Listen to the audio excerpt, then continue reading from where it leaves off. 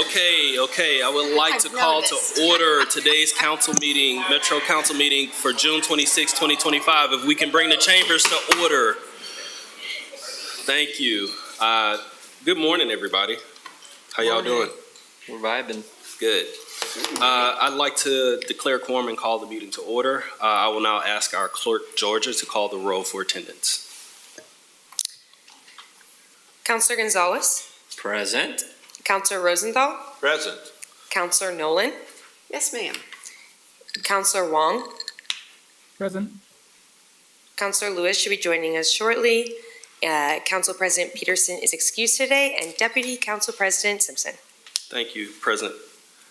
Georgia, will you please play the safety video for our in-person attendees? I'm Micah Reese, and I'm the Dive Safety Officer here at the Oregon Zoo, and safety is a big part of my job. Some of the things we consider here is diver safety. I'm out here at the Oregon Zoo, and you're on the floor of this building. In the event of fire or fire alarm, please exit through the door in the northeast corner of the room, go down the steps to the second floor, and exit through the main entrance by the reception desk, and gather in the courtyard outside the entrance. In the event of a medical or fire emergency, please call 911 and notify the security agent at the front desk. The nearest defibrillator is mounted on the steps leading from the reception desk down to Grand Avenue. Thank you. Great, thank you. I will now move us into our public communication portion of the meeting. On non-agenda items, Georgia, will you please describe to the audience our procedures that we will use for public communication?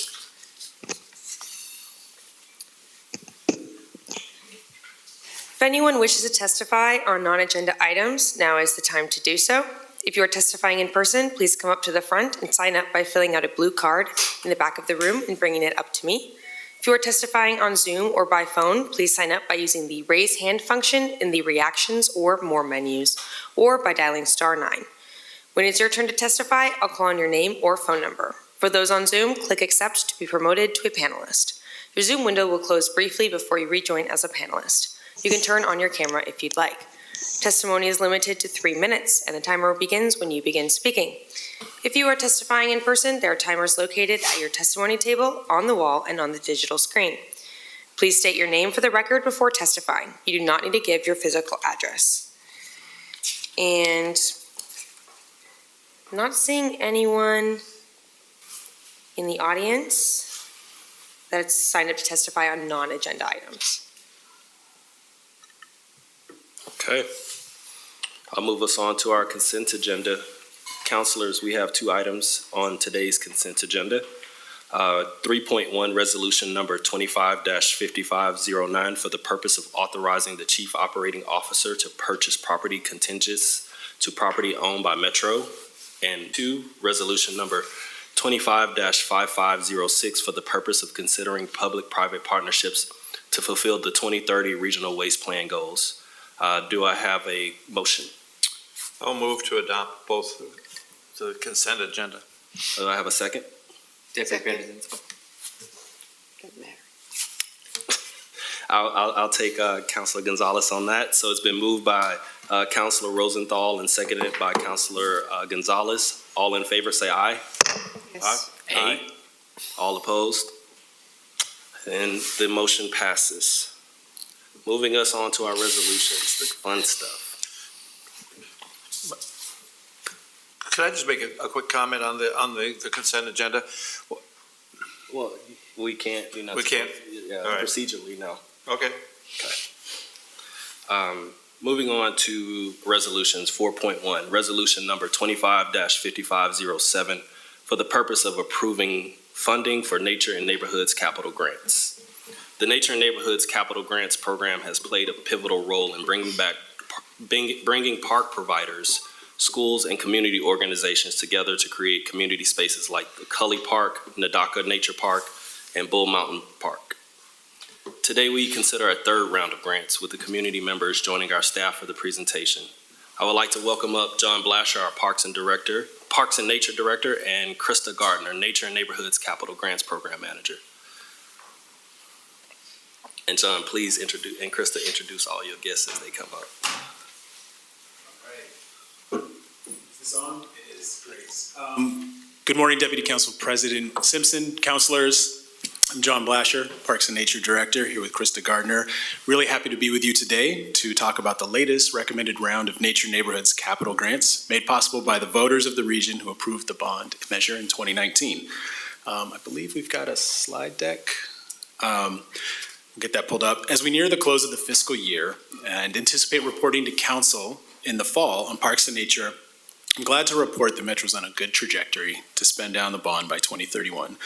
Some of those recent updates include investing $49 million to acquire over 1,000 acres to provide large, healthy habitat for wildlife.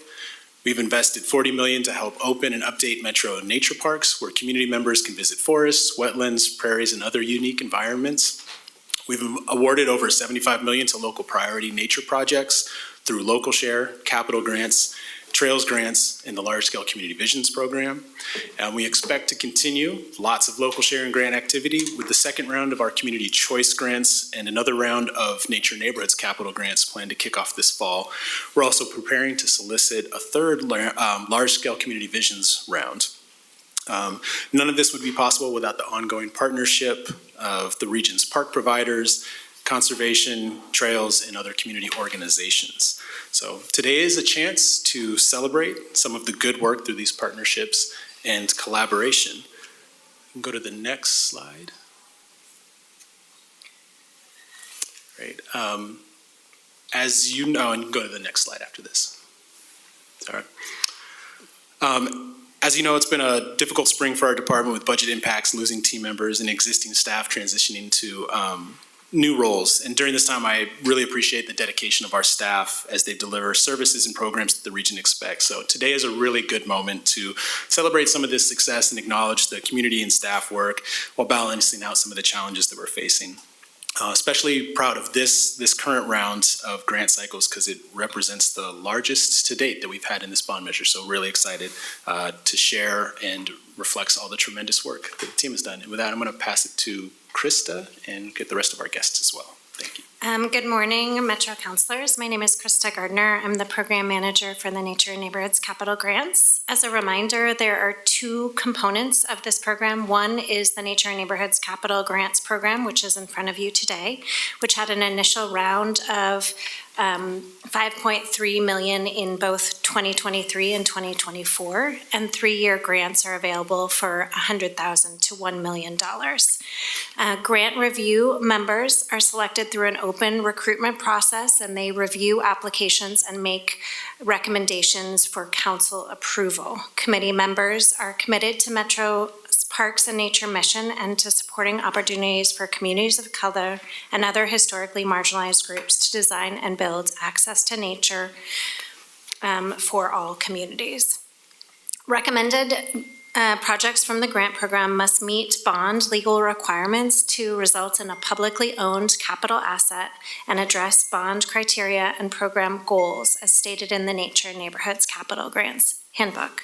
The second component of this program is the Nature and Neighborhoods Community Choice Grants, which uses a community-centered process to create meaningful opportunities for $2.3 million in capital investments in 2024 and for an anticipated up to $3 million anticipated in 2026. Asia Maloney, the Development Director of the Hoyt Arboretum Friends, is here in person, and Laura Trunk of Jackson Bottoms Wetlands in the city of Hillsborough is here virtually to tell you more about their 2023 and 2024 capital grant awarded projects. And with that, I'll pass it over to Asia.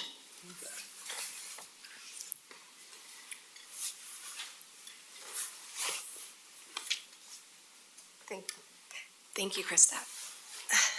I'll wait for the slide. Keep going. Okay. Thank you. I'm Asia Maloney, the Development Director of Hoyt Arboretum Friends, and I'm here to share an update on our project, which was selected in 2023 for a $500,000 Nature and Neighborhoods grant. Hoyt Arboretum is a you can go back. Hoyt Arboretum is a 200-acre public park located in Washington Park in Southwest Portland, just minutes from downtown. We are one of the world's top 100 arboreta, stewarding 6,300 trees, 2,300 species of trees and plants from around the world, including 67 that are rare or endangered. Go to the next one. The Arboretum has 3 nationally recognized collections: maples, conifers, and magnolias. Hoyt Arboretum Friends is a nonprofit that has partnered with Portland Parks and Recreation for the past 40 years to manage this unique park, investing over $1 million in the park each year for education programs, climate and conservation research, visitor services, and capital improvements.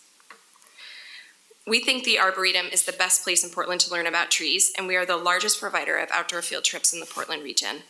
Last year, we brought 5,400 students to Hoyt Arboretum. Over 70% were from Title I or underserved schools, which came at no cost since we raised the funds to cover not only the programs, but the school buses that brought them there. And for many of these kids, it's their first time in a forest. We deliver field trips in English and Spanish. Currently, we are able to provide accessible field trips for students who use mobility devices, but only on the Overlook Trail. This trail is wonderful and offers a variety of trees, but it can feel like a separate and less immersive experience for some students, as other classes have more options for forest exploration. Our mission of bringing people and trees together is made true by improving accessibility, education, and gathering spaces.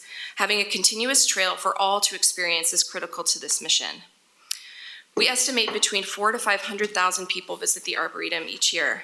The most heavily used trail is that from the Visitor Center to Stevens Pavilion.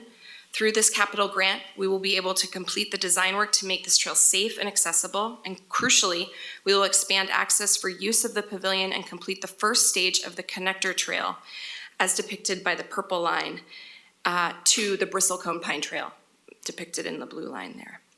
And we can go to the next slide. We've been fortunate to move this project forward alongside the updates and repaving of the Bristlecone Pine Trail, also funded through local share. In a perfect world, the work on this connector trail will occur with the work on the Bristlecone Pine Trail, with construction finishing in fall of 2026. Through this project, we've received feedback from many community partners, including Disabled Hikers, Access Recreation, Adventures Without Limits, Oregon Spinal Cord Injury Connection, and the Northwest Association of Blind Athletes. We're grateful for their partnership on our trails, program offerings, and future work together. You can go forward. We wish to express our appreciation to Metro and the staff about the way this grant program is set up. As you know, capital projects don't always move forward as planned, and by giving a longer than usual amount of time for organizations to complete their work, it ensures success. Thank you also for the flexibility of the staff at Metro, as this project has twists and turns like many do about the best ways to move forward. And thank you especially to Krista Gardner. And lastly, I wanted to provide a map of HAF's master plan for accessible trails at Hoyt Arboretum. One of the few local parks accessible by MAX, which when complete will have direct access to 2 miles of accessible trails. And this is great timing as we approach the Arboretum turning 100 in 2028. And we plan to make significant improvements around the Visitor Center, making it a more accessible and space for everyone in our community. And thank you for being part of this important work and your long-term vision. And thank you for your time. Thank you. Laura Trunk from Jackson Bottoms Wetlands asked that we play a video of the project that was funded by the 2024 capital grant to improve Jackson Bottoms wetlands and especially to proactively fight the emergence of the ash tree borer. Here's another way to slow down the emerald ash borer. Laura Trunk is injecting this tree with pesticides that will kill emerald ash borer beetle larvae for the next 2 or 3 years. I'm gonna pump a little, basically to push that chemical through. That will get uptaken right into the cambium layer of the tree. It's one of 360 ash trees she's planning to treat to protect them from the invasion. These are our extremely large, beautiful Oregon ash trees. They are hundreds of years old. If this is lost, we 100 years. So it's worth protecting and keeping on site. As long as I'm here, they will get treated. She spent her whole career restoring the ash-dominated habitat at Jackson Bottom Wetlands in Hillsborough.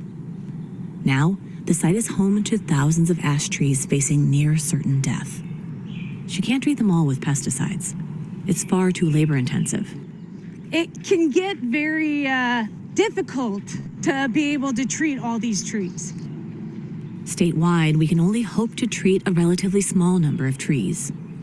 It's very sad what is coming. I have spent the last 16 years restoring Jackson Bottom. We've been removing invasive species for decades. We have built wetlands. We have put in a massive amount of effort into bringing this place back. And losing the trees is going to be very difficult, and it's basically we're going to have to start the restoration over. The ash borer hasn't made it here yet, and her goal right now is to beat it to the punch. She's opting to kill some of these ash trees before the beetles can do it, with a crew of arborists.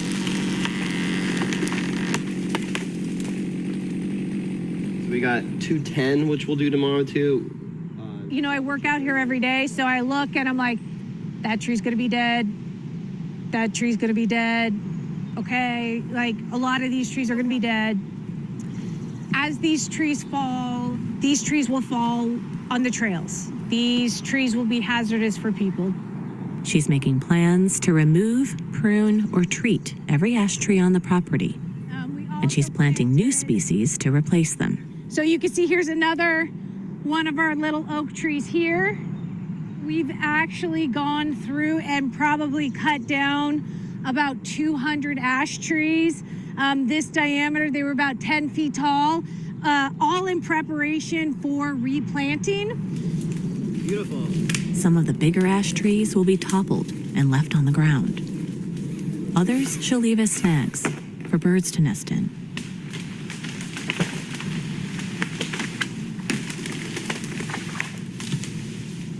Nice. And that is a habitat snag. That is a habitat snag. Yeah, it's ambitious, but this is the correct course of action. Like trying to use the trees for wildlife, starting to replant now before we lose all the trees. This is not easy for us. It's especially not easy for me. I've been here for over 16 years. I've watched this site grow and change, and wildlife species basically skyrocket. So to lose these trees, it's devastating. But all this work will create a stronger, more diverse forest. If a new pest comes in and attacks one more tree species, we'll have other species to be able to fill in. Right now, we just have ash, so when we lose it, we'll have nothing.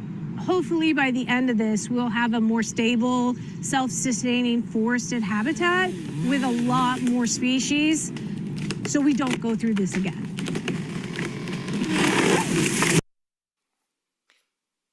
Thank you for listening to that video. If you have questions for Laura after our presentation, she's available virtually to take questions. I want to thank all of the community members. If you could go to the next slide, please. I want to thank all of the community members and partner organizations who have shaped the Nature and Neighborhoods Capital Grants Program, and especially this third round. Many of these folks are here in person and joining us virtually. So the review committee, which is listed here today on the slide, met first on March 21st, conducted site visits on May 16th and May 23rd, and then deliberated on May 30th to create a recommendation for Metro Council. And I want to just say that these folks were phenomenal in their work and their dedication to reviewing these projects and really their understanding of the region and some of the needs and desires of our community. In total, the review committee is recommending inviting 12 proposals for full grant awards totaling $6.2 million as in front of you in the resolution 255507. And I'll walk you through the recommended projects after the next few slides. So to the City of Tigard for the construction of a pedestrian and bike bridge over the TriMet West and Pacific Western railroad line and Fuller Rail Yard for improved access to nature within the Tigard Town Center as part of the Red Rock Creek Trail and Tigard Lake Oswego Regional Trail. To the Friends of Gladstone Nature Park, the inclusive bird pavilion near the new ADA Loop Trail in the Gladstone Nature Park will enable all visitors to enjoy the park's 100-plus bird species out of the rain on a paved trail. It includes features for the blind and visually impaired, as well as ADA accessibility. To the Housing Authority of Washington County to restore wetland habitat at affordable housing developments, enhancing existing natural resources, water quality, and climate resilience. It integrates ecological restoration with community needs by providing open space, wildlife habitat, stormwater management. Next slide. To the Human Access Project to transform the use of our city's second largest public space and natural area, the Willamette River. Audrey, Mostock, and vicinity in the Central East Side are prime river edge spaces that have not reached their potential. To King City, this project will fund development and maintenance of a nature trail in the King City Community Park. There is currently a roughly 5-acre wooded area immediately adjacent to the current park field that needs to be upgraded for safety and access. To Lan Su Chinese Garden, the Block 24 Garden Project will expand a community garden in Portland's Chinatown, doubling Asian vegetable production, enhancing food access for seniors, and creating an inclusive space that fosters cultural connection and climate resilient practices. To Llewellyn Elementary School of Portland Public Schools, and folks from Llewellyn are here in the audience in person. This project will create an inclusive, accessible, climate-resilient natural space for learning and play, fostering environmental stewardship and supporting our neighbors, Oaks Bottom Wildlife Refuge and Moreland Woods, home to diverse wildlife. To Lloyd Eco District, the Peace Memorial Park transforms a PBOT easement into a vibrant hub linking Lloyd to the Willamette River. With pollinator gardens, art, and stormwater solutions, it fosters equity, climate resilience, and connectivity at one of Portland's most biked locations. To North Clackamas Parks and Recreation District to develop a neighborhood park at Jennings Lodge Elementary School with Oregon City School District. The park aims to bring nature and play amenities to multiple communities in an area that is currently deficient in parks. To Portland State University to support the completion of PSU's Indigenous Traditional Ecological and Cultural Knowledge Center Living Building Capital Project. This project involves student design builds, broad community input, and restoration of an urban oak savanna. To the Afro Village PDX. Afro Village PDX is converting a retiring MAX train at an underutilized site in North Portland into the Afrofuturism Oasis. This project creates a sanctuary space that blends nature, green energy, and Afro-futuristic design to create a healing oasis for BIPOC community. To Unite Oregon, to expand the current community garden offerings in East Portland to include a garden built for and by the Black community in East Portland in association with the Black Wellness Center, focused on healing, wellness, and empowerment. I want to thank you for your consideration of the review committee recommendations for the 2025 Nature and Neighborhoods Capital Grants in the resolution in front of you, 255507. Thank you. Thank you, Krista and John. Counselors, any questions or comments for our guests we have in the building this morning, as well as staff? Woohoo! Right. Let's do a round of applause.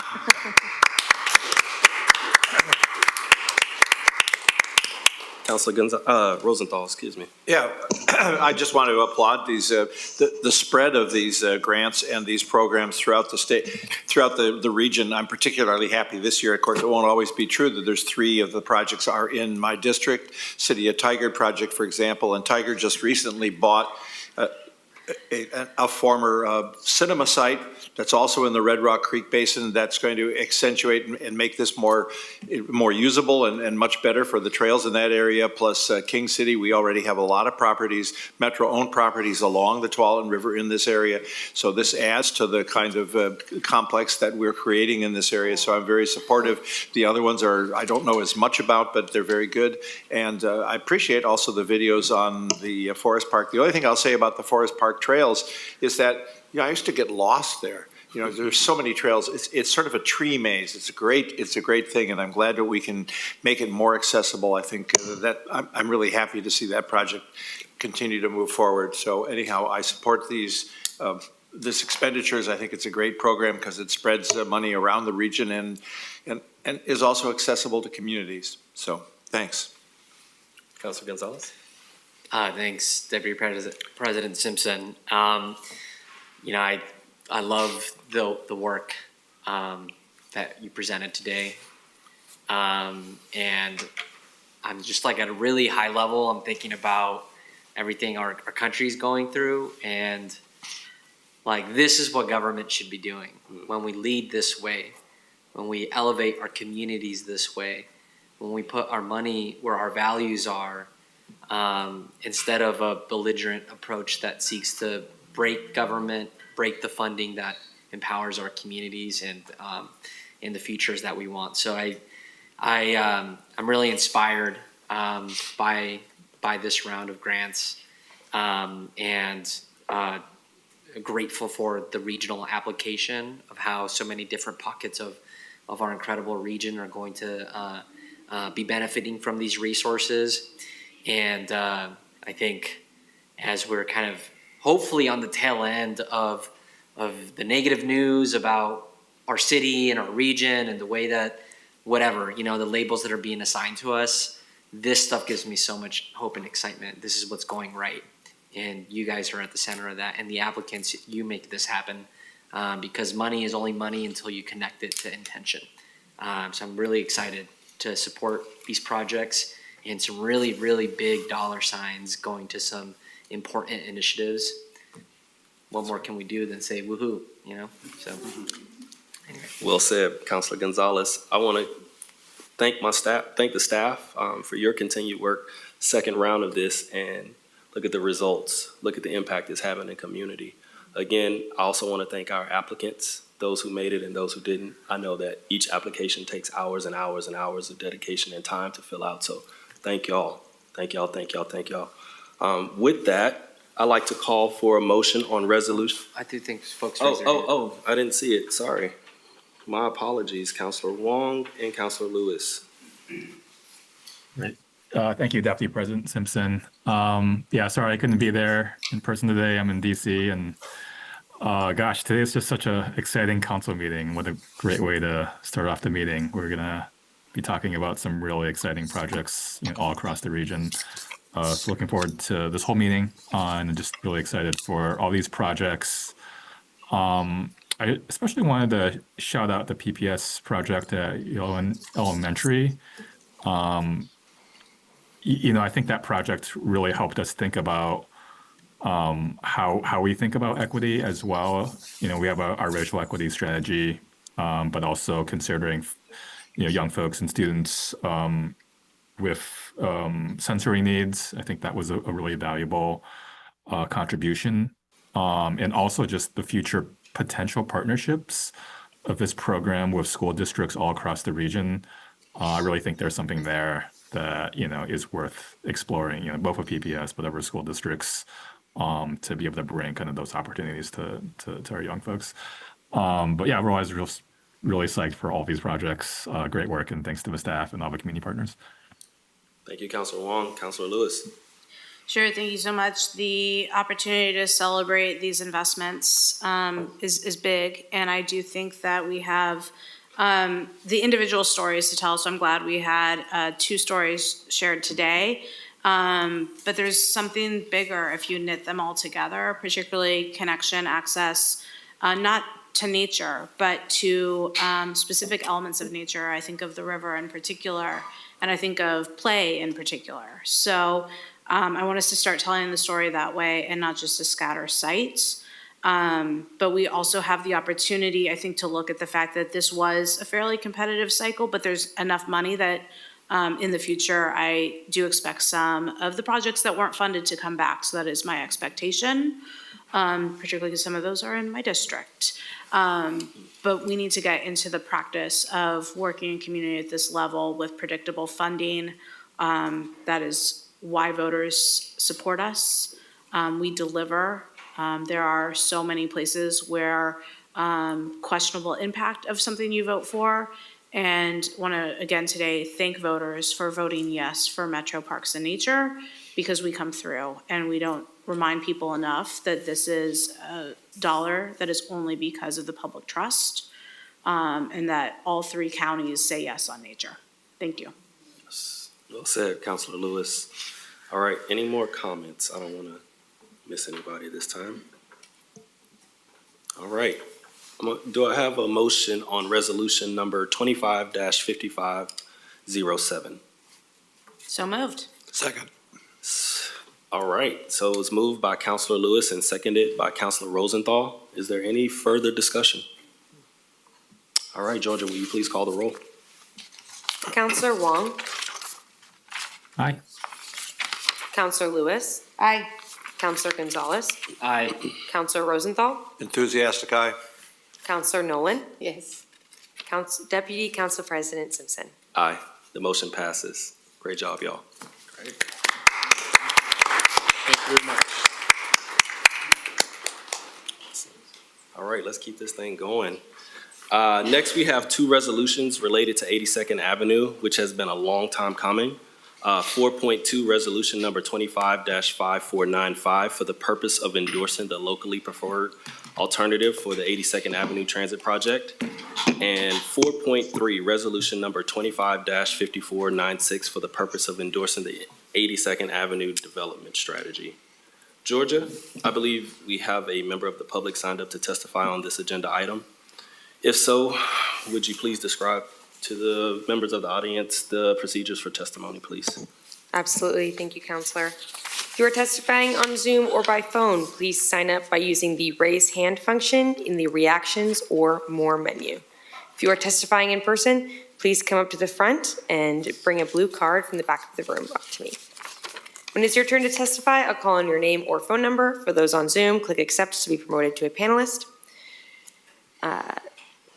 Your Zoom window will close briefly before you rejoin as a panelist. You can turn on your camera if you'd like.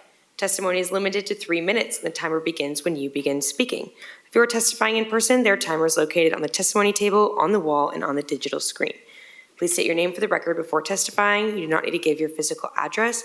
We are going to have someone come up and testify on one of these, so they can go and testify right over there. The person that we have today signed up to testify is Max Powers. So you can come and sit right up there. Your time will begin when you begin speaking. Welcome, Max.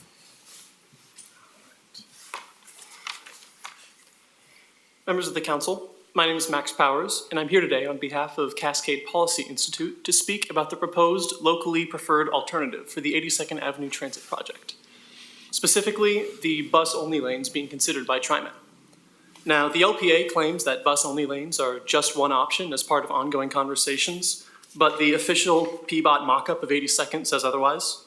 We can see bus-only lanes included in the vision of 82nd. Now, these lanes will increase congestion substantially.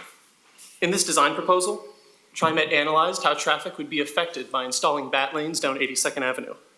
They estimated that adding these lanes would increase congestion and, They estimated that adding the lanes would cause up to 25% of drivers to divert their routes to avoid congestion. These diversions will put more stress on residential roads and neighborhoods, requiring additional safety features and maintenance on nearby streets and alternative routes. Metro should eliminate BAT lanes from any further consideration as part of the 82nd Avenue project. Thank you for your time. Thank you. Deputy Council President Simpson, I do not see anyone else who signed up to testify. All right, thank you so much, Georgia. Let's keep moving forward with today's consideration of the 82nd Avenue locally preferred alternative comes on the heels of support from JPAC and will ensure that the project is ready to receive federal funds. We will also consider endorsing the development strategy, a regional program that complements the transit project and helps us create livable communities. We'll start with the presentation and questions for each, then consider the resolution one at a time. First, we will have Melissa Ashbaugh, our Senior Transportation Planner, to present the transit project. Thank you. I think we have some slides to bring up as well. Thank you so much. Hello, Metro Council. My name is Melissa Ashbaugh, Senior Transportation Planner at Metro, and I'm here today to present on the 82nd Avenue Transit Project, Locally Preferred Alternative, or LPA, before Council considers the resolution to endorse the LPA. Next slide, please. So in March, Council received an update on the 82nd Avenue Transit Project, including a summary of the LPA that was recommended by the 82nd Avenue Steering Committee in January. In this region, LPAs demonstrate regional consensus that on a high level, this is a project that we want to move forward with. Since then, ODOT, Clackamas County, the Port of Portland, Multnomah County, the City of Portland, and TriMet have all completed local endorsements of the locally preferred alternative. MPACT and JPACT have also both recommended that Metro Council endorse the LPA. Next slide, please.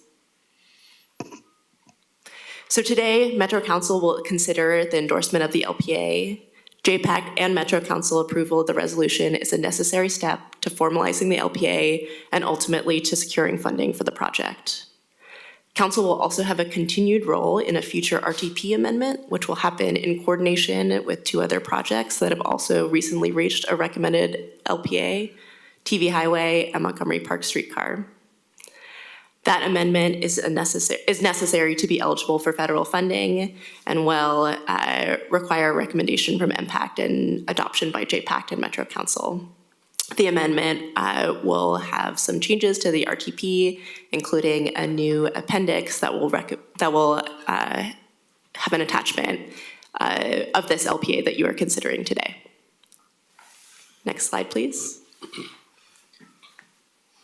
So here is the recommended locally preferred alternative. It defines the project as an FX bus rapid transit project with general station locations about 1/3 of a mile apart, as shown on the map, running from Clackamas Town Center Transit Center to the Cully Boulevard and Killingsworth Street area in the north.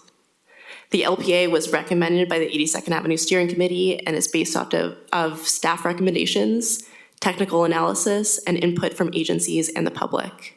In addition, it takes into consideration the Federal Transit Administration's rating criteria for large transit projects. Next slide.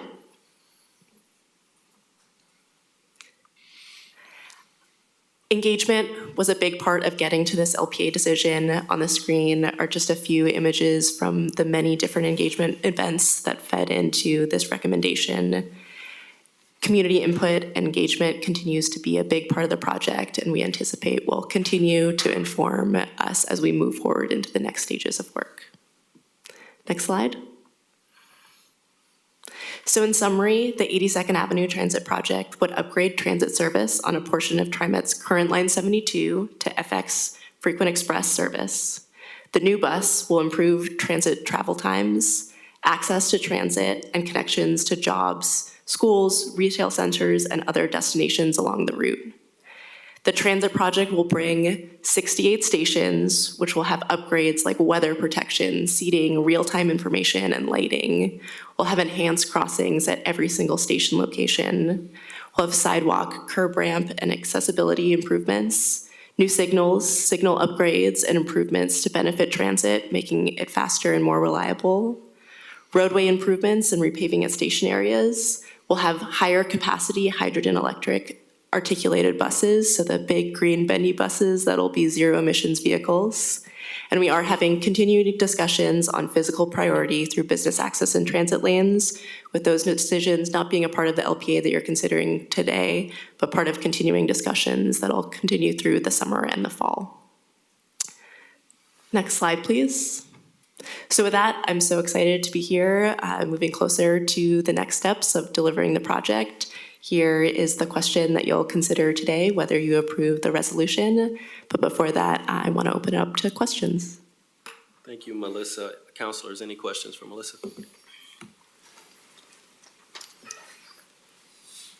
No questions. Okay. With that, I will move us to our next portion of the presentation. Next, introducing the development strategy. Please welcome Brian Harper, our principal regional planner at Metro. And Brian, would you please introduce our external partner? Yeah, absolutely. Thank you, Deputy Council President Simpson. Members of the Metro Council, thank you for your time this morning. Again, Brian Harper, Principal Planner in our Planning Department. I've had the pleasure to work side by side with our transit planning staff, but also members of our community as we work on this 82nd Avenue development strategy, including to my left, Zachary Lauritsen from Oregon Walks, who I'm sure will reintroduce himself in just a second. I'm going to give just a quick background on the work and then let Zach talk a little more detail about what happened along the corridor. The work along 82nd Avenue is a continuation of community-led planning work that has occurred in other parts of our region, including TV Highway and Southwest Corridor. You may be familiar with those. In each of those corridors, the focus is on providing the space and opportunity for community to identify the most pressing needs ahead of major infrastructure investment. Transit in and of itself is a great value to community, but public investments of these types also bring uncertainty to community. They see enhanced property values and possible gentrification pressures as part of that trade-off. The current transit planning process that we engage in to acquire federal dollars is focused exclusively on how to make the best transit investment, and there really isn't room in that process to address these specific community concerns. This is a lesson that was learned on the Division Transit Project years ago, and led directly to this new approach at Metro about how we talk about our transit planning corridors. These community-led efforts are an attempt to focus on stabilization of households and businesses so they get the most out of these critical transportation investments. Each corridor is unique, and it's important for the communities in each to have ownership of the approach in dealing with their concerns. So I will take this opportunity to turn it over to Zach from Oregon Walks to give you a bit more background on the work that went into this development strategy. Great. Thanks, Brian. Zachary Lauritsen. I'm the 82nd Avenue Coalition Manager. I've got 5 slides to go through with you, and you're already on the first one, so we're doing great. I wanted to share just a tiny bit of history. I think many of you know the history, but I want to make sure we're all on the solid footing here. 82nd Avenue was transferred from the state to the city, and I actually think that we're going to be a model, assuming the transportation package at some point, whether it's in the next couple days or in the next couple years that the legislature passes, there will be money to do this kind of work to orphan highways across the state. And I think 82nd Avenue will be a great model for other communities to look at. And the second piece is that about 3.5 years ago, Senator Pham, then Representative Pham, and Councilor Simpson found the funding to form the 82nd Avenue Coalition with this idea that we needed to have a unified community voice to operate alongside these big projects that were going in by the government. You can go to the next slide. So you might say, who is this coalition? So the coalition has 4 core leadership organizations. It's Oregon Walks, Apano, Unite, and Verde.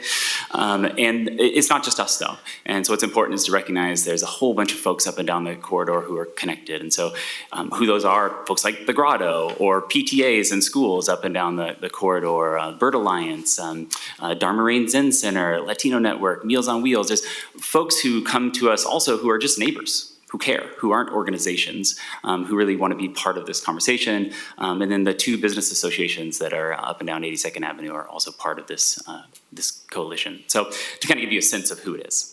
What was important when we were developing the development strategy was that it wasn't just what the core 4 organizations wanted. We wanted to really be a voice of the people. And so we spent a huge portion of 2023 doing outreach, hosting events, feeding people food and mining their brains for ideas and what they want, what they need, what they're worried about, what they want to see for the future of 82nd Avenue. We took those ideas to the negotiating table and kind of the writing table in 2024. And we wrote the 82nd Avenue development strategy, which is attached to your agenda or your packet today. You'll notice it's called the 82nd Avenue Development Strategy instead of the Equitable Development Strategy. That was the name for about 2 years. Councilor Gonzalez was referencing that we have a new federal regime and they don't like the word equitable. And so strategically, we decided to drop the word equitable so that if they do a word search, frankly, of for the word equitable on this when we do the transit application, that it wouldn't ping in their system. And so the contents we find to be are the same, but the name is a little bit different. Well, actually, you can go to the next slide and we'll go to the next piece here. Regime is the right word. Indeed. So 2023, we did outreach. 2024, that we were at this writing table. Here's the folks who are at the table, among most of the core folks who are writing the strategy that's in your documents today. And I want to really call out that your staff was really incredible along this process. Brian, Melissa, Malou, I think I saw is in the room. They were all huge. Hao, who is not here today, was incredible. I'm going to forget somebody. Oh, Melissa, where are you, Melissa? I think I saw you was here. So we had some really incredible support from your staff along this journey, who recognize that this work is incredibly important in different parts of the corridor. I want to make sure I get this note right. Yeah. So what the product was that document that's in your packet. You can go to the next slide. And we had 6 high-level topics, and they're on the list here. We don't have time to go into all of them. All the details are in that document. But the big piece here was we wanted to see vibrancy. We wanted to see anti-displacement. And so we know that there's going to be about $1 billion, if all things go correctly, about $1 billion of public money invested on 82nd Avenue corridor. It's a big number. And that's between TIF, it's between the transit project, and PBOTS project. And so we think that there's a good chance that that could have some pretty heavy displacing pressures on people who already live there. So part of this document is articulating things like workforce development, things like homeownership, things like childcare that can help people stay in their community in the face of all these big public investments. And then there's other components that really talk about vibrancy along the corridor, things about climate mitigation, heat island effect mitigation, et cetera. You can go to the next slide, actually. So it's the what's next. So some good news about this is of the things that we are trying to have happen in the in the development strategy. Some of them are already going on. We're already doing some deep paving work. We're already doing some tree planting work. We're already doing some parks improvement work. We're already doing some land banking work. So things are happening, which is exciting. It's not like we're coming to you saying, please help. There's nothing going on. There's things happening with partners along the way. Second component is we're in the process of working with the city of Portland to do the same thing we hope you'll do today, which is adopt the development strategy. And we're in kind of early conversations with the 2 counties that this corridor touches around the same component. Where do we find funding to put in components of this strategy? The coalition and neighbors are highly engaged in the TIF project and in the transit project and in designing those 2 pieces and 2 components of investments. And then today, we hope that you all will adopt the resolution that says we support the development strategy for 82nd Avenue. Thanks so much. Okay, all right. Thank you, Brian. Councilors, any questions about the development strategy? All right. I think y'all did it. Okay. I have to do this in a very specific way. All right. Now, we will entertain additional discussion on the LPA resolution only, and that's number 25-5495 for the purpose of endorsing the locally preferred alternative for the 82nd Avenue Transit Project. Any additional discussion? Okay. Hold on. Let me get my order together, Councilor Rosenthal. Councilor Wong, Rosenthal, Lewis, and then Gonzalez.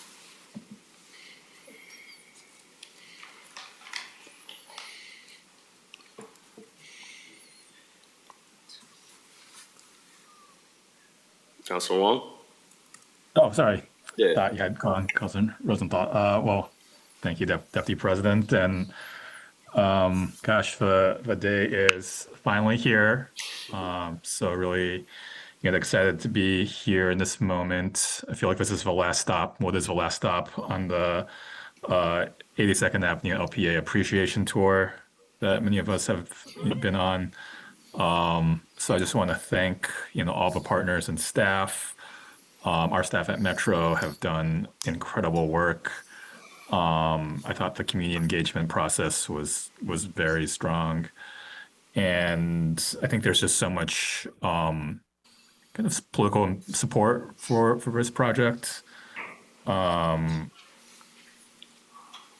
think Zachary talked about all the community input and support, but I think our region has also really put our dollars behind the priority here. So I want to thank all the local funders as well, especially City of Portland and the Portland Clean Energy Fund for their $55 million towards the local match.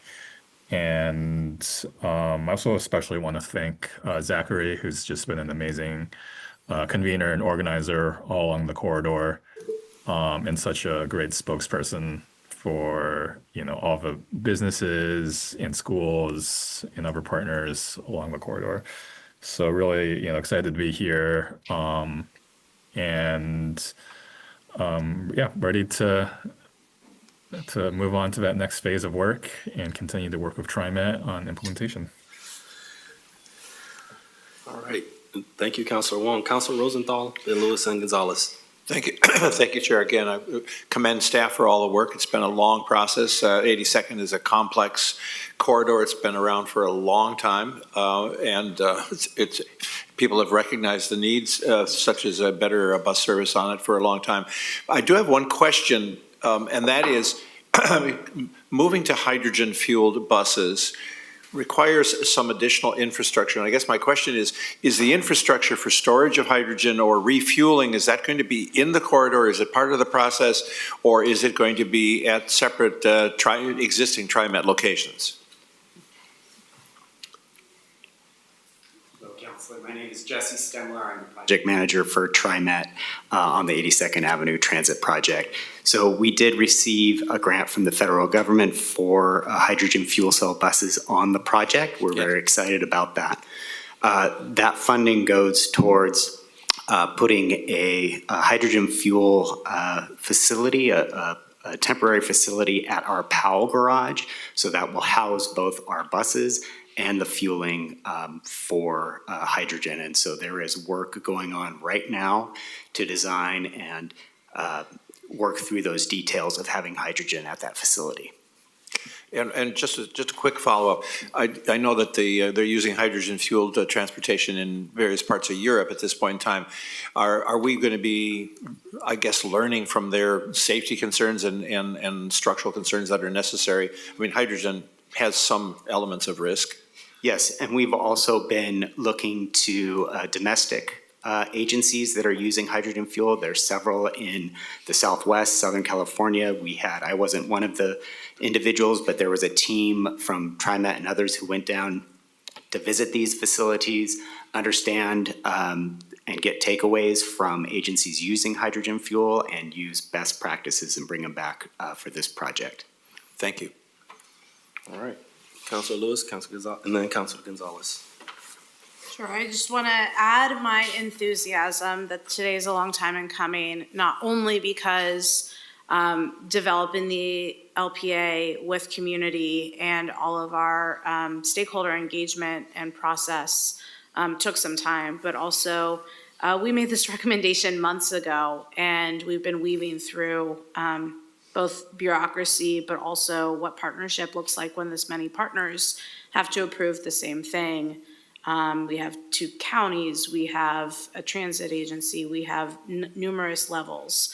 And here we are today, the last stop in the road. And my expectation is that we will move forward with this LPA and the funding stack as we've discussed, but also be agile as new information arises, as new funding becomes available. And at the end of the day, what we've decided on is a mode, and what we've decided on is a terminus. And I think that was the largest question for me going into the process, because we had 3 or 4 really viable ways this could go, and we came up with the right one, absolutely. I don't second guess it at all. We did have community that said, look, there are other North Portland locations that need better service, that need better access. And I do think that we're walking away from this with the commitment and partnership at TriMet to get those communities what they need. So this is a holistic win-win, and really want to celebrate in particular at our steering level, the community members that were at the table, not only to help guide connection to those communities and business groups, but to actually make their voices equal to those of us representing agencies, because that is, I think, at its purest, what we're trying to do with an LPA is what the actual community of ridership needs and wants. And the 82nd Avenue obviously is one of several LPAs that we're considering today in the several weeks here. And they all fit together with where is the next investment in transit in this region, and it's at the neighborhood scale. You know, we have a legacy of hopping forward with light rail, but I think we're shifting into these projects that we can get on the ground faster and deliver a little bit more community-centered with Rapid Bus. And other communities got there before we did. And I really want us to develop the muscle so that we can do this faster and in more places. Because if we have not only one intersection, Division and 82nd, but multiple intersections where you have Rapid Bus, then we actually have a network. So really happy to be here today and hope more to come. Thank you, Councilor Lewis. Councilor Gonzalez. Yeah, I want to build off what Councilor Lewis was talking about, and maybe take it a step further and say we should build like 20 more BRTs the next 20 years. So anyway, I think this is such a great project with so many years and with hard work and community. Councilor Wong, I know that you've been carrying this for a long minute as well. Even before joining the council, and I think has been, honestly, I think this project has been the gold standard of community engagement and community partnership and community championing to activate development and to activate transit and safety and all of the things that our region aspires to. So I commend y'all on the hard work to get it here. I know that JPACT and Councilor Simpson and Councilor Lewis and I, as the JPACT crew, have really enjoyed the opportunity to see this project go through the necessary steps and to go above and beyond at all the levels. So just again, thank you for being here. Incredible work, and I know that there's still some steps ahead. This project is truly one of the region's top priorities, as can also be shown in our regional flexible fund step one bond scenario. So just great work, y'all. Yeah, let's get it built. All right. Thank you, Councilor Gonzalez. Any further discussion before we move to our motion? Okay. I'd like to call for a motion on resolution number 25-5495. I'll move. Or for someone to move it. And I think Councilor Wong? Yes. Can we move both Yes. resolution? Yes, move the resolution. But for the development strategy and the LPA? Yes. For only the LPA portion. Only the LPA, okay. Well, I'll still move. All right, I'll second that motion. Okay, it's been moved by Councilor Wong and seconded by Councilor Gonzalez. Any further discussion before Georgia calls the roll? It's on you, ma'am. All right, Councilor Wong. Aye. Councilor Lewis. Aye. Councilor Nolan. Yes. Councilor Gonzalez. Aye. Councilor Rosenthal. Yes. Deputy Council President Simpson. Aye. The motion passes. Okay, now we'll move on to the consideration of the regional development strategy. And I'd like to entertain any additional discussion on the development strategy resolution only. Any words there? I see you going for your mouse. Councilor Rosenthal. Yeah, I just want to make a general comment that, first of all, kudos to Councilor Simpson for being one of the spearheads in getting this community involvement group going and being active. I think that's wonderful. I think we've learned a lot. We learned a lot on the Southwest Corridor, and we also learned a lot on TV Highway, where the community group, which give thanks to Councilor Gonzalez for being a spearhead in that regard, but where they important in making some critical decisions, such as it's an entire route. That's important in the TV Highway project. And I don't know all the details of the decisions that the community involvement group did for 82nd because it's not my district, but appreciate the fact these groups are very important in providing a sense of ownership for projects and a sense of ownership for making additional changes as we move forward, because this is just the starting process. And I hope that the community group will not be bashful in coming back to Metro and saying, here's some things that we want help with, realizing that our role is now probably, I mean, if we can get the funding for moving the LPA forward, the community development aspects is going to involve a lot of players, the city of Portland, the community groups and other groups, and perhaps our parks, maybe there'll be Vest Pocket Parks and so forth. So our role will be somewhat different, but I hope that you will not be bashful in coming back to us and asking for assistance in moving this forward, whether it's on workforce development, stuff like that. So I appreciate the effort that has gone into this, and I hope it continues to move forward. Thank you, Councilor Rosenthal. Councilor Lewis. Yes, thank you. I think that when we look at the process that was led by community, this was an extremely good process. It's also an extremely good product. The thing that's lacking is funding, and that's on us. That is not on community to have not funded this thing. So we have before us a blueprint for future investment. So in voting for it today, it's not only that it's a good blueprint, but it's something worth funding. I also want to lift up that there are woven across it anti-displacement principles and priorities, and displacement on the corridor is something I've heard come up. I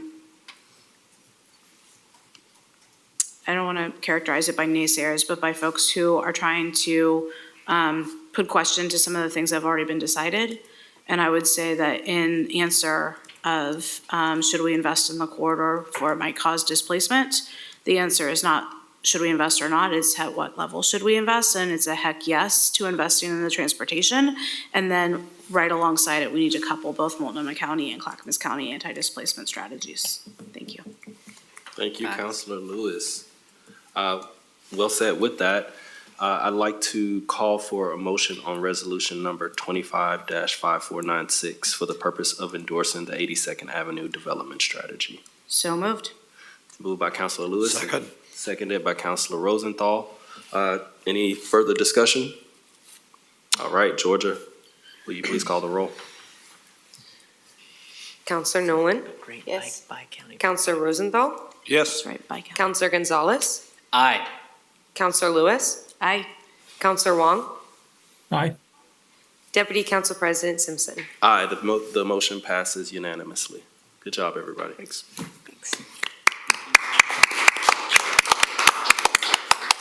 Great work. All right, moving us along.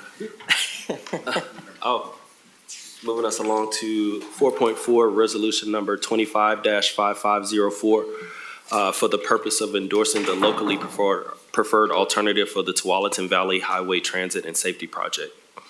Next, we will consider another locally preferred alternative for a transit and safety project, this time the TV Highway. Today, we have Kate Hawkins, Senior Transportation Manager, here to review with us the details of this project. Where Kate at? Oh.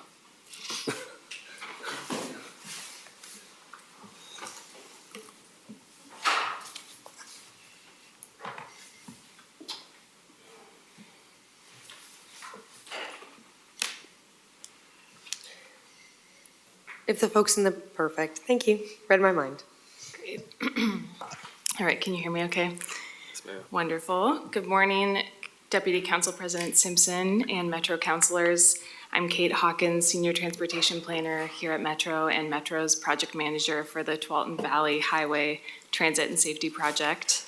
Today, I will be requesting your approval of Resolution 255504, endorsing the Transit Project's Locally Preferred Alternative, or LPA. This is our region's way of demonstrating regional consensus on the key components of the project: the mode, the alignment or route, and the general station locations.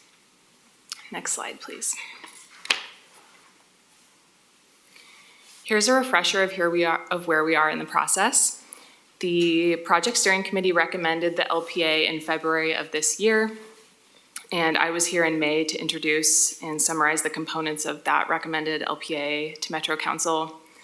Since then, we've been working with the 4 cities in the corridor, Washington County, and the TriMet Board to seek their endorsement. All of those bodies have now endorsed the LPA, and the 4 Metro committees have as well. JPACT and Metro Council's approval is a necessary step to formalizing the LPA and securing federal funding for this project. Our planning phase concluded with this LPA recommendation, and later this summer, we plan to enter the design phase. That will be led by TriMet, and Metro will lead the NEPA process for compliance with the National Environmental Policy Act. And our schedule has us beginning construction in 2028, with revenue service opening in 2030. Next slide, please. Here's a clarification of Metro's Council's role in this process. Today, Council will consider endorsing the locally preferred alternative, and we plan to be back before you this fall and in early 2026 to seek an RTP amendment. And as Melissa mentioned in the previous presentation, this RTP amendment would happen at the same time as the 82nd and Montgomery Park streetcar LPAs. It's a required step to be eligible for federal funding. Next slide. This project is centered on this 16.5-mile stretch of Tualatin Valley Highway, also known as Oregon Route 8. It's a very important arterial in our region, connecting the communities of Beaverton, Aloha, Hillsborough, Cornelius, and Forest Grove. It's a very diverse corridor, serving many communities of color, low-income communities, and serving many low English proficiency speakers. TV Highway is also in dire need of safety investments. It's a high injury corridor with more serious and fatal crashes than other roadways in the region. The corridor is served by TriMet's Line 57, which is one of the highest ridership bus lines in the region and the highest in Washington County. And the project would replace that line with TriMet's Frequent Express, or FX, high-capacity bus service to improve speed, reliability, and accessibility for transit riders on TV Highway. Next slide, please. The recommended locally preferred alternative defines the project as Frequent Express bus rapid transit running from Beaverton Transit Center to the terminus in Forest Grove. The alignment is the route of the existing line, TriMet's existing Line 57. The LPA includes 85 general station locations, which is 41 station pairs plus stations at Beaverton Transit Center, Hillsborough Transit Center, and the Forest Grove terminus. On average, the proposed station locations are about 1/3 of a mile apart. This map shows the eastern segment of the proposed alignment and stations from Beaverton to Hillsborough.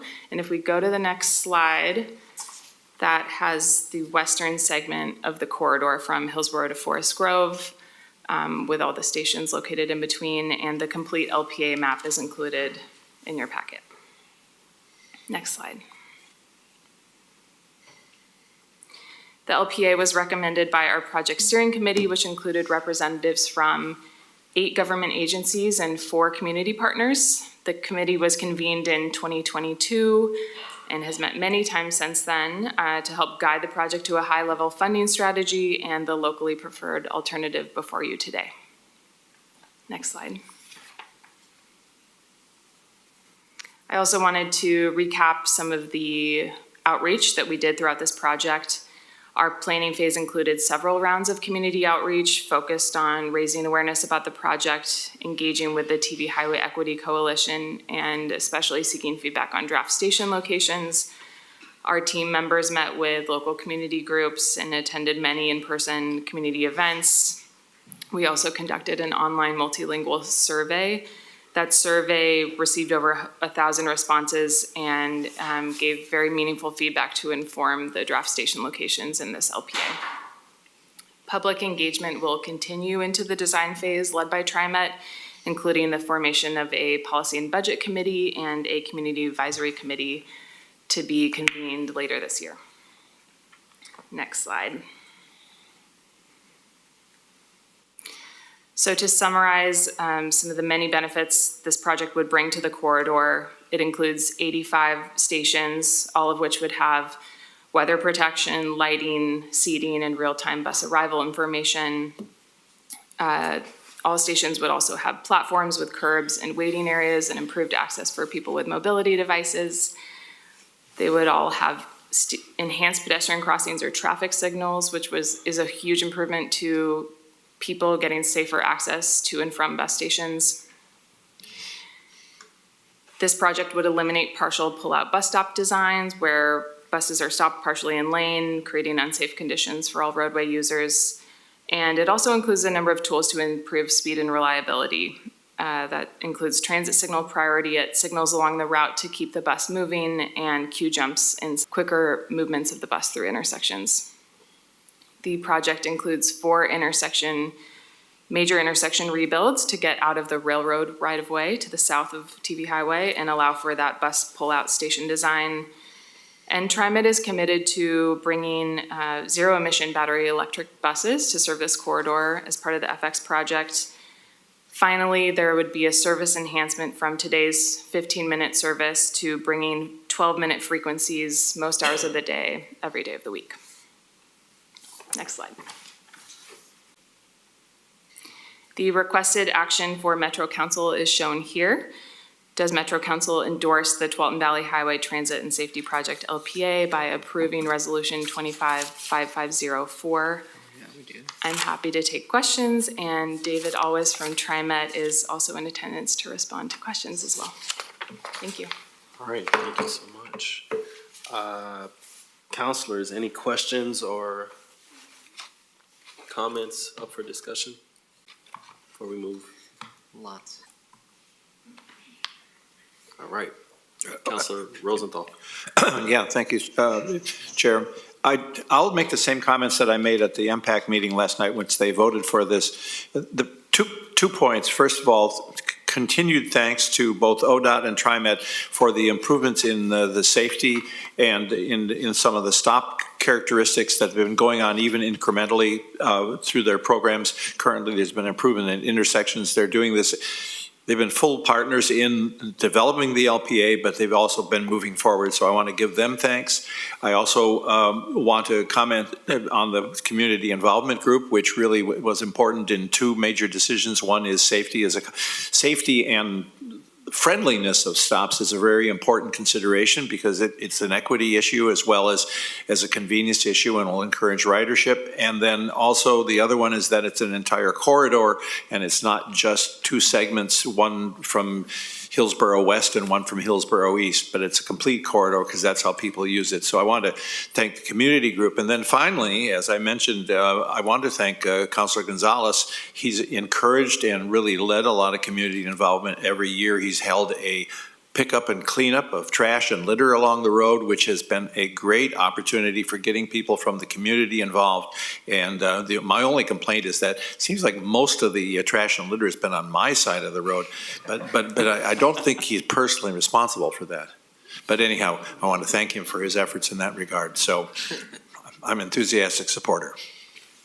Thanks. Councilor Gonzalez, I couldn't let that go. Yeah. Go ahead. I'm over here fostering it. Councilor Rosenthal, District 4 is always happy to lend a hand. But no, I'm just kidding. I have waxed poetic about this project for too many meetings for too long, so I do want to keep it short. But this is just such a dope moment. At JPAC when we were voting to endorse the LPA, I know not everyone wakes up for the 7:30 meeting, so I'll try and summarize. I was just talking about how, growing up on this corridor, literally my entire life is in chapters of TV Highway is what phase of the corridor did my family live along it. And for that time, communities have contributed to master plans and studies. There's like documents from the early 2000s from Washington County talking about the need to do investment and in a broader comprehensive plan. And for us to get to this point, to have the critical mass, to have the support, I mean, a project like this that 4 city councils, 1 transit agency, a state agency, a county, to get all of those bodies to align and to agree is a feat in itself, that not only is this a priority, but that we're going to put our money behind it is incredible. And this project is home to some of the most diverse, racially diverse communities in the entire state alongside the corridor, and also some of the most low income. And so I think in terms of a transit and safety project, but an economic activation, a revitalization, a reimagination of what's possible for the region and our people in the region, this project has meant so much to me as a Metro councilor, and to have the opportunity to co-chair it with Councilor Rosenthal has been awesome.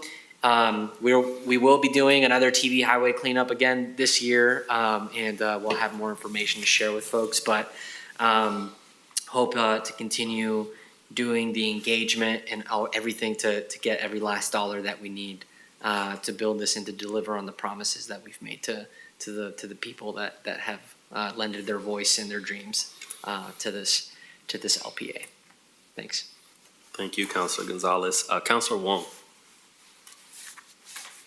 Great, thank you. I just want to echo all the appreciations and, really just excited for TV Highway and 82nd both, just kind of like sister projects, which has been great to see them kind of going in parallel.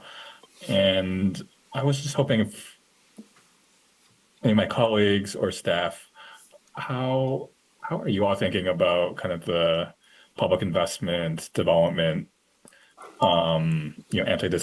displacement pressures and things like that? Like, are there other strategies or funding mechanisms that you're looking at that can be complementary, to this project to maximize kind of like the community benefit? Thanks for the question, Councilor Wong. It's a great one, and one that we're working towards in a number of ways. First off, I can speak a bit to the TV Highway Equity Coalition that has been working in tandem alongside the transit project to think about these questions and how to mitigate displacement moving forward as we look to bring this huge investment to the corridor. That coalition continues. It's being funded right now by the Metro's 2040 Planning Grant through the end of this year, and like we talked about on 82nd, continuing to fund the initiatives that coalition wants to pursue will be something that we all need to work on into the future. And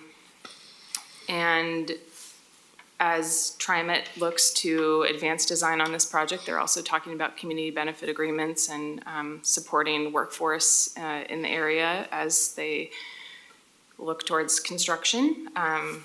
And we're also partnering with our transit-oriented development team here on affordable housing development and strategy. So those are a few things, but it's a many-faceted approach. Yeah, and if I could build off Kate's response, I was doing some math in my head, and I can in no way can this project and this plan take credit for it. But I'm pretty sure 5 of our Metro affordable housing bond projects are within like quarter mile, half mile of TV Highway. It just happened to be that way because of the amount of need and the urbanization potential that it has. So I'm sure that as we continue to seek more investments to develop affordability, that we're able to do that. And also the 2 year-round shelters that SHS has funded and emergency programs, they're all on TV Highway as well. So it just happened to be that way, but it's a corridor where there's just so much bustling activity, and always, to me, has always felt like the backbone of D3 and D4 in the county. So anyway, just sharing some additional context in trying to connect dots. That's awesome. You all should take credit for that. Councilor Arnold, did I see your hand? Were you signaling? No. Okay, Thanks. all right. I Good did work. All right. With that, I'd like to call for a motion on resolution number 25-5504. Hold on, give me a second. For the purpose of endorsing the locally preferred alternative for the Tualatin Valley Highway Transit and Safety Project. Deputy President Simpson, it's with a great honor that I move to approve said resolution. I will second that. All right. So it's been moved by Councilor Gonzalez and seconded by Councilor Rosenthal. Any further discussion? Seeing none, Georgia, would you please call the roll? Great work. Counselor Wong? You are muted. She's out of practice. Aye. Counselor Lewis? Aye. Counselor Gonzalez? Yes. Counselor Rosenthal? Aye. Counselor Nolan? Yes. Deputy Council President Simpson? Aye, the motion passes unanimously. Thank y'all. Thank you. Councilor Gonzalez.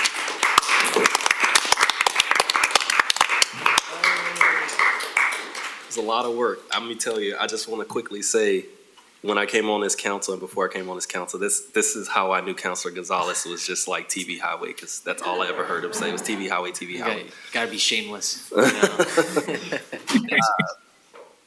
All right, moving on to 4.5, resolution number 25-5494 for the purpose of amending the fiscal year 2024-25 budget and appropriation schedule and the fiscal year 2024-25 through fiscal year 2028-29 capital improvement plan to provide for changes in operation. As we close out the end of the 2024-2025 fiscal year this week, we have our final quarterly budget amendment to consider. Joining us are Amanda Akers, Budget Manager, and John Irwin, Financial Analyst, to review the changes and answer questions. Good morning. By 5 minutes, Deputy Council President Ashton Simpson and council members. I'm Amanda Akers, as mentioned, Budget Manager here, using she, her pronouns. And this is John Irwin, who I'll allow to introduce himself. Morning, councilors. John Irwin, Financial Analyst supporting the Budget Office. Yes, thank you. So today we have the third installment of the amendments that we bring forward for the current fiscal year 2024-2025. It's considered a cleanup amendment, so it's fairly small in comparison to the other two that you've previously seen. This amendment will cover the small changes for this current year, but will have no impact or bearing on the 25-26 that you recently adopted. Next slide, please. So the few amendments that will change fund appropriations will result in about $1 million adjustment. There are no FTE changes, and in the capital improvement plan, adjustments to 23 projects, but very minor changes in the overall scheme of things. Next slide, please. The first of the three funds that are affected is in the general fund under human resources. We're adjusting $200,000 from contingency into expenditures in order to support pay equity requirements that affect non-represented personnel that were known after the budget was adopted. Next slide, please.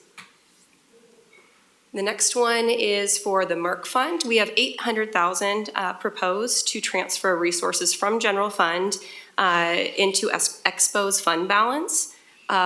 This is split into two parts. The first part is $400,000 related to the venue collaboration restructuring, covering associated payouts and expenses. And the second $400,000 was due to reduced allocation of VDF funding. It's important to note here that $400,000, that second one we just discussed, was originally part of the 25-26 budget adoption, but due to updated fund needs, we're recommending this amount be transferred in the current fiscal year instead. If approved, the transfer in fiscal year 25-26 will not be needed. Next slide, please. Next, we have the Parks and Nature Operating Fund, where we have the Fern Hill Restoration Projects obtained a grant. So in this fund, we are just requesting increase in appropriations to accommodate that. Next slide, please. So that moves us into the capital improvement plan changes. Details on all of those changes can be seen in attachments 2 through 7, but I will highlight some key adjustments by department here. The first of which is for capital asset management, where the MRC Plaza accessibility upgrades are being separated into 2 projects, just for better reporting and visibility, but no dollar change associated. The next one is for information technology, where we deprioritize one project in order to support the redundant internet connection project, and no change there overall. Then at the OCC, we have the Public Safety Front of House Programming Project is currently under budget. And so they are utilizing some of that budget to be redirected towards IT infrastructure and waterproofing work. At the Oregon Zoo, 4 projects are adjusted, 2 of which are just a minor adjustment to correct a project number switch that had occurred during the November amendment, and that was erroneous, so this is rectifying that error. And then the other 2 for the Cascade Crest Grill refresh and Johnson Center modernization, that is just moved faster, moving it back into 25 in order for us to start the work earlier to really align with timing of available resources. I will note that it is not an increase to the budget at all for those projects. Next slide, please. Parks and Nature has 10 projects. They are reprioritizing within the CIP to better align with updated schedules and spending forecasts. And these changes focus on advancing habitat protection restoration efforts across the portfolio. And then lastly, we have WPES, Waste Prevention Environmental Services, Point of Sale System capital project at Metro, Central, and South transfer stations is now projected to exceed budget. So in order to address this, the department has reallocated $150,000 from the push wall repair project, resulting in no net impact to overall budget or CIP. Next slide, please. Okay, that concludes our presentation. Are there any questions or comments that we can help you address? Absolutely. Counselors, any questions for Amanda or John? Can't say I have any. Looking for hands.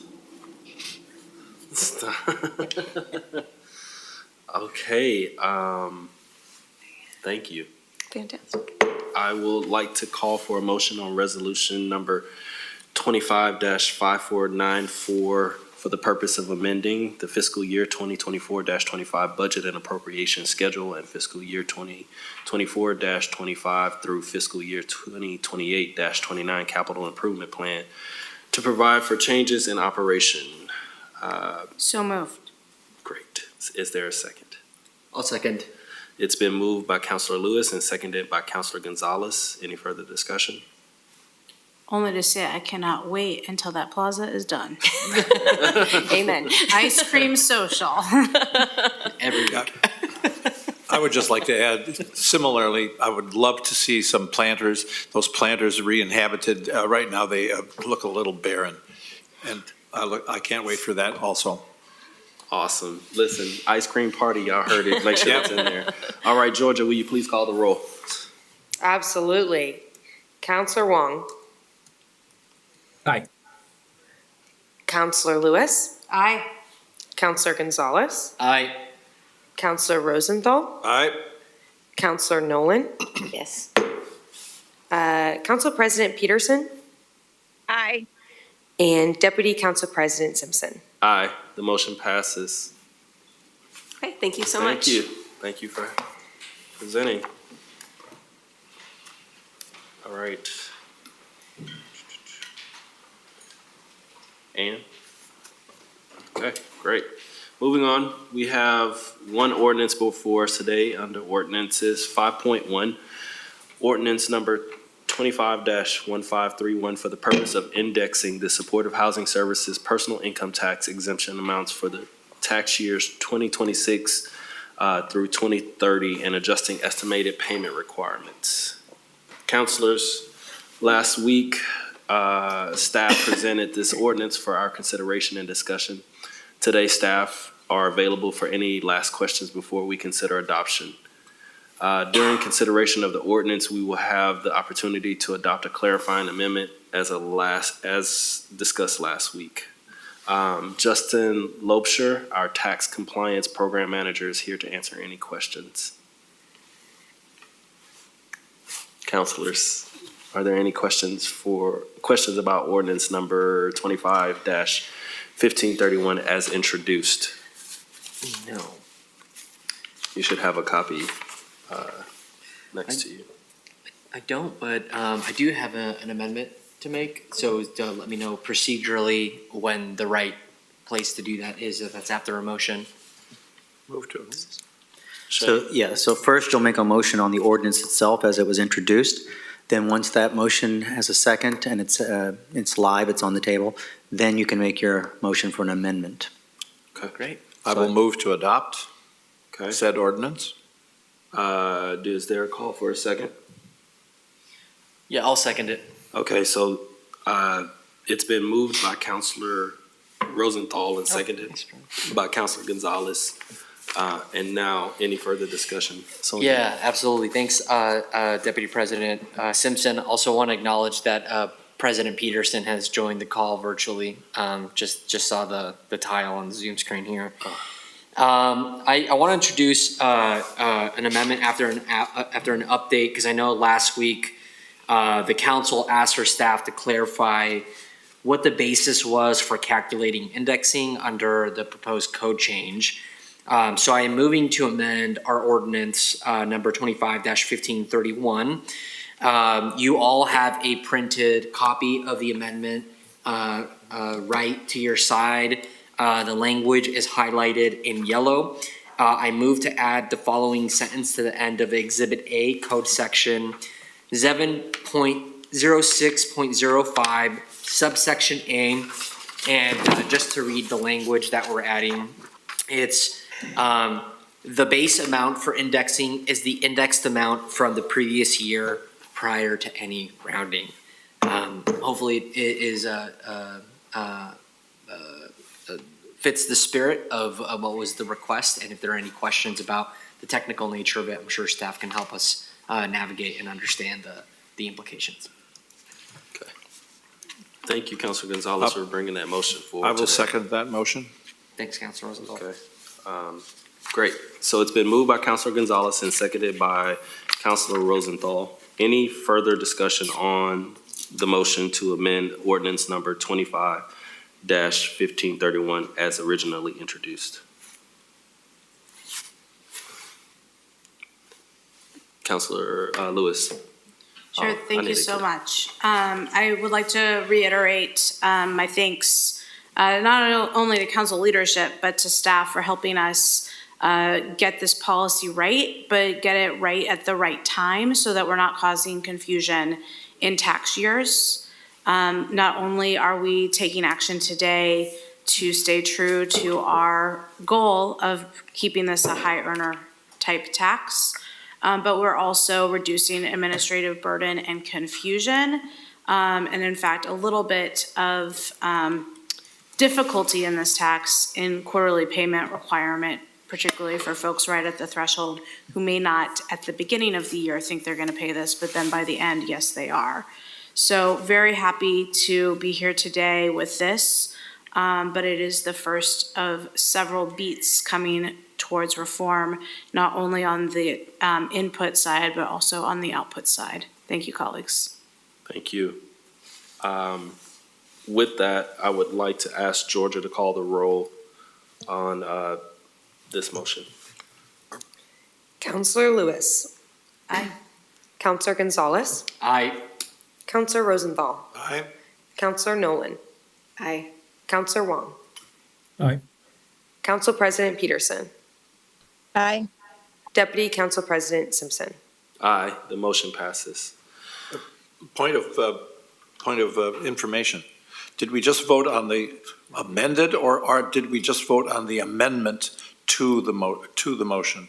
You voted on the amendment that Councilor Gonzalez introduced, and so now In front of you is the original ordinance as amended that you will be voting on now. Right. Thank you. All right, so now I'm going to return us to our main motion. All right, so councilors, we will resume consideration of ordinance number 25-1531. President Peterson, so sorry, I didn't see your hand. That's okay. That's okay. Thank you.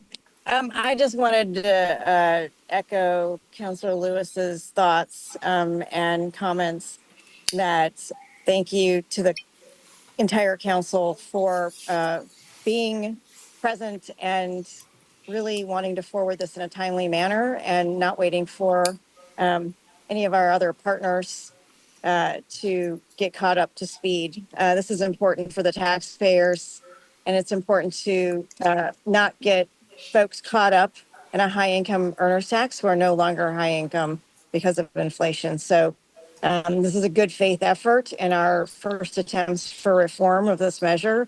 And there's more to come. And I know that we are all looking forward to the next steps of reform. So thank you. And thank you for the first step. Thank you, President Peterson, and thank you for joining us. I'm sorry I didn't acknowledge you earlier, so welcome. Okay, councilors, we will resume consideration of ordinance number 25-1531. Any further discussions? Further comments? Seeing none, Georgia, I'll ask you to call the roll. Counselor Lewis. Aye. Counselor Gonzalez. Aye. Counselor Rosenthal. Yes. Counselor Nolan. Yes. Counselor Wong. Aye. Council President Peterson. Aye. Deputy Council President Simpson. Aye, the motion passes. We are moving forward. Great. Thanks. Thank you. All right, Chief Operating Officer Communications. Marisa is not in today, but we have our Deputy Chief Operating Officer, Andrew Scott. Great. Thank you, Deputy Council President. No applause for an indexing ordinance.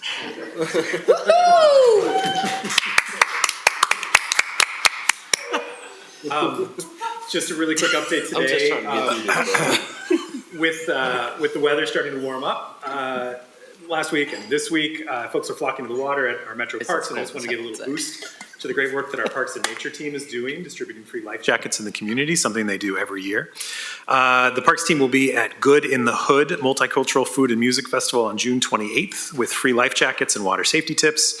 They're also going to be dropping into metro parks between 10 and 12 throughout the summer to distribute life jackets, provide information about water safety, and facilitate fun activities for parks goers. They're going to be at Oxbow Regional Park boat ramp on July 3rd, 5th, 18th, and 26th, and they'll be at Blue Lake Regional Park Swim Beach on July 11th and 25th, and finally Broughton Beach on July 18th and August 8th. If you can't remember all of those dates, I only remember them because someone wrote them down for me. You can also find them on our events calendar at oregonmetro.gov/events, and it's listed as drop-in location, so drop in the various parks. So great work by the Parks and Nature team, keeping our community safe. That's all I have today. Thank you, Scott. Opening it up for Councilor Communications. Council President Peterson. Thank you, Deputy Council President Simpson. I just wanted to thank everybody for their attendance and thought of the state of the region. I was very appreciative of the support. And I also wanted to thank staff that did such a great job. Kelly Brown Williams in our department, new council communications person. Just want to say shout out, chef's kiss to Kelly for everything that she did to make that happen. And Kathy Love and Andrea Celentano. I just want to, I'm sure that there were more behind the scenes that I didn't even know about, but thank you to the three of them who really made that happen. So thank you. Yeah, absolutely. Well, really good address, Council President Peterson. I'll just candidly speak and say, as folks were leaving, a couple of folks pulled me to the side and said that was the most honest thing they've heard in a long time. So, thank you. Councilor Nolan. Thanks, Mr. Chair. Just a quick report that the impact met last night. voted to approve something we've already just today voted to approve, which is the TV highway locally preferred alternative. Also voted, after a fair amount of discussion, to endorse and recommend that the council approve the Montgomery Parks streetcar locally preferred alternative. All right. I'm going to pass it to build on that and let Councilor Gonzalez go.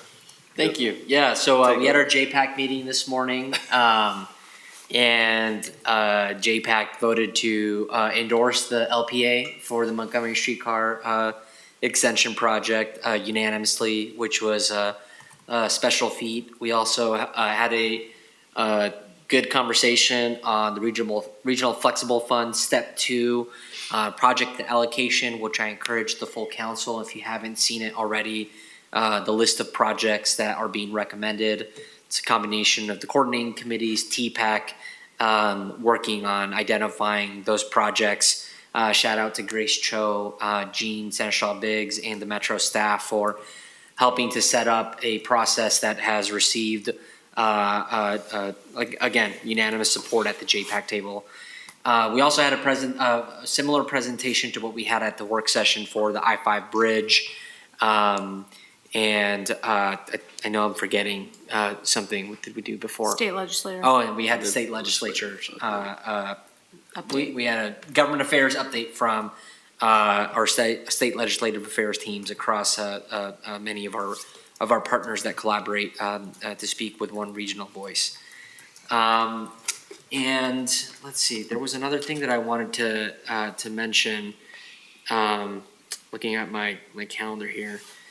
Last Friday, had the really great opportunity to have President Peterson and some Metro leadership and Hillsborough City Council join us at Working Theory Farm, which is a 24-acre farm in Hillsborough. We did a tour. It's like nestled along a tributary to the Tualatin. Really great community asset, and just continuing to highlight the work that they're doing there. They did receive a Nature Neighborhoods grant from us this year, and just want to appreciate all the Metro folks that drove out to deep into Hillsborough. And just lastly, this will probably be my last Metro meeting for a few weeks. Colleagues, I'll be on paternity leave, hopefully very soon.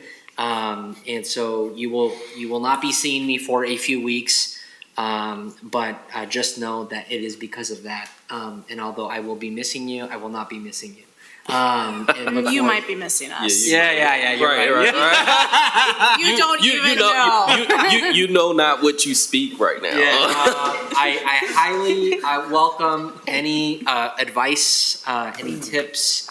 If anyone has learned to bend the space-time continuum to borrow sleep from the future, I would welcome that. But yeah, just generally really excited, and y'all have been super supportive, just kind of with the transition here coming up, and I want to say thank you, and good luck. I know we have a lot of really big votes in July, and can't make any promises if I'll be able to join most of them, but I'll definitely be tracking.